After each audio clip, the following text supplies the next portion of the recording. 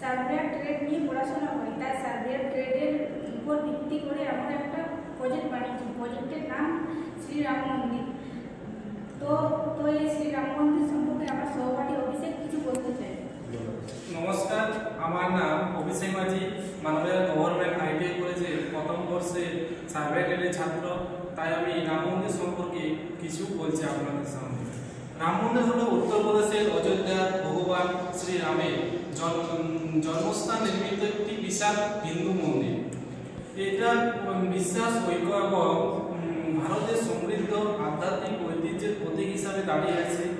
মন্দিরের স্থাপত্য প্রাচীন ভারতীয় মন্দিরের নকশাকে প্রতিনিধিত্ব করে, যা জটিল খোদাই, রাজকীয় গম্বুজ এবং পবিত্র উপাসনালয় নয়, বরং বিশ্বজুড়ে লক্ষ লক্ষ মানুষের গর্ব এবং ভক্তির একটি সারা।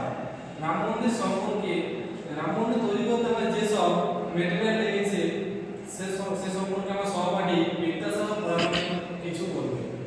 নমস্কার, আমার নাম বিদ্যাসাগর পুরাণী, মানবাজার আইটিআই একজন ছাত্র আমি। তার প্রজেক্ট নিয়ে কিছু বলি।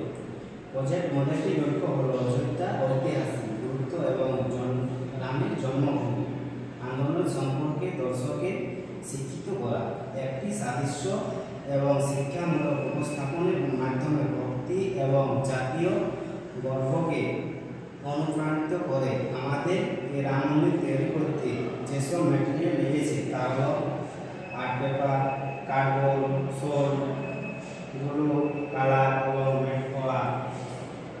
আশা করছি আমাদের এই প্রজেক্ট মডেলটি শিক্ষার্থীদের ভারতীয় ও ঐতিহাসিক সাথে সংযুক্ত, স্থাপিত এবং উৎসাহিত করছি এই বলে আমাদের